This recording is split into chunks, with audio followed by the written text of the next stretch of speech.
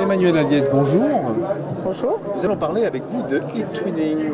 Tout à fait. Alors, un petit rappel historique de ce qu'est e-twinning.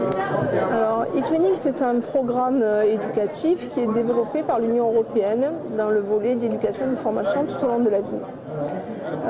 C'est un programme qui a une dizaine d'années, puisqu'on a fêté les 10 ans d'e-twinning l'année dernière, qui se développe dans 35 pays, puisqu'on a aussi des pays associés, qui touche en France 40 000 enseignants, de la maternelle au lycée, puisque c'est l'enseignement scolaire dans sa totalité qui est touché. Que vous dire encore? L'objectif de e-twinning, donc c'est de rassembler ces enseignants, créer une communauté, exactement. Créer des ponts. Exactement. On est vraiment sur une notion de communauté d'enseignants à travers l'Europe, avec cette idée de citoyenneté européenne, de mobilité, de communication, de valorisation aussi du multilinguisme et du pluriculturel à l'intérieur de l'Europe, qui sont des valeurs chères à l'Union européenne. Et à travers la plateforme e-twinning, ce sont des projets, mais aussi différentes activités à destination du public enseignant et des élèves qui vont être mis en place. Alors justement, sur cette plateforme, qu'est-ce qu'on peut faire? On peut trouver des correspondants enseignants pour monter des projets, on peut trouver des ressources. Exact, c'est ça. Alors, la plateforme, c'est on va dire un réseau social, puisque c'est d'actualité un réseau social professionnel qui permet, dans un premier temps, effectivement, de trouver des partenaires.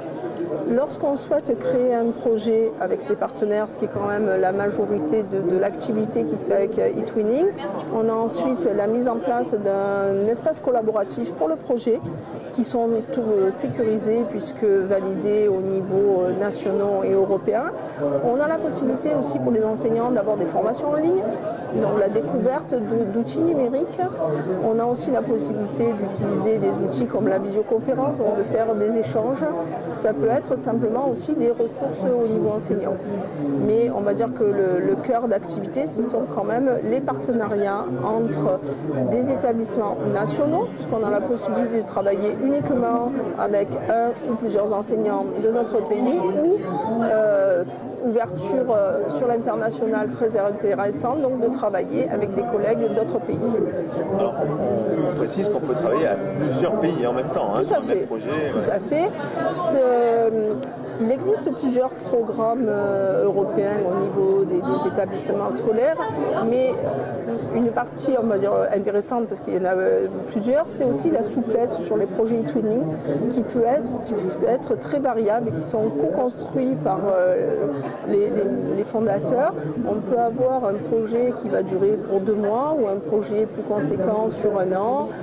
Voilà, différentes formes d'échange. On peut être en duo avec 2 partenaires, mais sur différents types de projets plus nombreux, une dizaine de partenaires. Voilà. C'est vraiment à variation en fonction de ce que souhaitent faire les enseignants. Alors on précise que ce n'est pas réservé aux profs de langue? Pas du tout, pas du tout. D'abord, moi je suis enseignante du premier degré. J'ai des élèves de 6 ans qui sont au cours préparatoire et on a beaucoup d'écoles, aussi bien en France que partout en Europe, de maternelle, et ça va jusqu'à la terminale. Et là, on va dire que c'est aussi tout le savoir-faire des enseignants que d'intégrer la pédagogie ou de s'appuyer aussi pour leur pédagogie sur les projets e-twinning. Alors notre propos autour de cette interview, c'est pousser les murs de votre classe avec e-twinning. Est-ce qu'on peut franchir un cap au-delà du virtuel? Est-ce qu'il peut y avoir des échanges de classe en physique? Est-ce que ça se fait grâce à cette plateforme ou pas?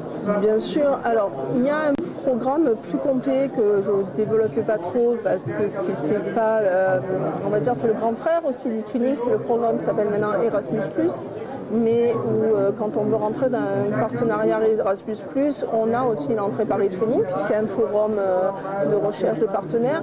Donc très souvent on commence par un projet e-twinning, et puis quand on a travaillé avec des partenaires à l'étranger, qu'on veut se rencontrer, on va mettre en place un projet Erasmus+.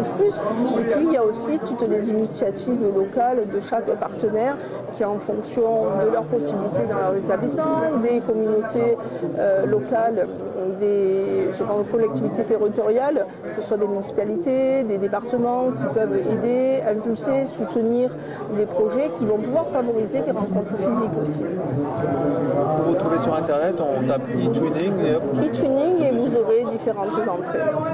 Merci. Merci.